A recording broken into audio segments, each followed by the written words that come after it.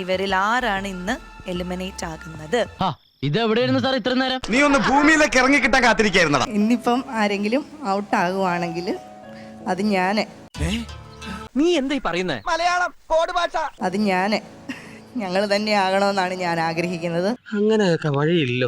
അതൊക്കെ ഗോപാലകൃഷ്ണൻ ഒരു നമ്പർ അല്ലേ? അവൻ കലക്കാൻ പോണ കലക്ക് കണ്ടോ? കാരണം ഇവർക്കെല്ലാം പ്രതീക്ഷകളോടെയാണ് വന്നിരിക്കുന്നത്. ഇവിടെ ഞാനൊരു കലക്ക് കലക്കും എന്റെ കറവേട്ടാ.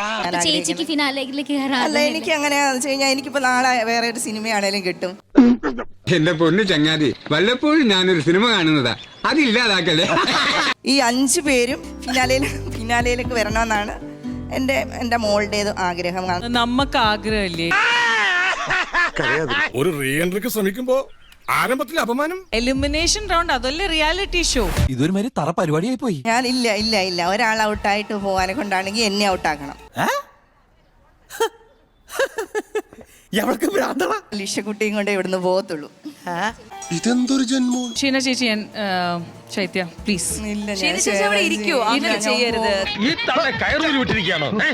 ഇവരെന്താ ഇങ്ങനെ കളിക്കുന്നത്? അതിൽ വേണ്ട തെണ്ടി. ലിഷ ചേച്ചി കൊണ്ടേ പോവുള്ളൂ.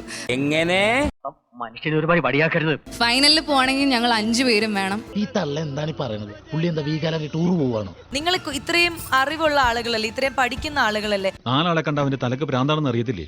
ഒരു റിയാലിറ്റി ഷോ മുന്നോട്ട് പോകേണ്ടതിന്റെ മാനദണ്ഡങ്ങൾ നിങ്ങൾ മനസ്സിലാക്കിയല്ലേ പറ്റൂ. ഓക്കെ, ഇവിടെ എന്ത് പരിപാടി ഉണ്ടല്ലോ ഇവനാലും പാക്കും. കോമാളിത്തരം കാണിക്കാൻ ഇവനെ കഴിഞ്ഞേ ഉള്ളൂ. ഇങ്ങനെയാണെങ്കിൽ നമുക്ക് ഈ ഷോ ഇവിടെ വെച്ച് വൈൻഡപ്പ് ചെയ്യാം. ഇയാളാ തിരിയാത്ത പേരടിക്ക് നോക്കി ഒരു ഒറ്റ അടിയടി കോയക്കാം. ഒരു റിയാലിറ്റി ഷോയിൽ വരുമ്പോൾ ആദ്യം അതിന്റെ ഫോർമാറ്റ് എന്താണെന്നുള്ള ആദ്യം കൃത്യമായി ഇതിന്റെ ഓഡീഷൻ മുതൽ നമ്മൾ പറഞ്ഞിട്ടാണ്. അന്ന് ഞാൻ കരുതിയില്ല കർത്താവേ ഇങ്ങനെ ഒരു കുരിശായിരിക്കുമെന്ന്. നീ എവിടെ പരിപാടി അവതരിപ്പിച്ചാലും ഇത് തന്നെയാണല്ലോ അതിന്റെ വിധി. ഒരാളെ ജയിക്കുള്ളൂ. ഇനി ഒരു വാക്കിയാൾ മിണ്ടിയാൽ ഉറപ്പായിട്ട് ഞാൻ ഇയാളെ തല്ലും.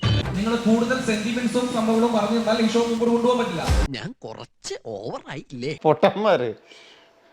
പൊട്ടന്ന ലോക പൊട്ടനാണ്. ഇനി ഇവിടെ നിന്ന് അഴിവണ്ടവാ, നമുക്ക് അങ്ങോട്ട് മാറിയിക്കാം. എന്നാ പിന്നെ ഞാൻ ഇറങ്ങട്ടെ, എന്നിട്ട് ഒരുപാട് കാര്യങ്ങൾ ചെയ്തു തീർക്കാനുണ്ട്.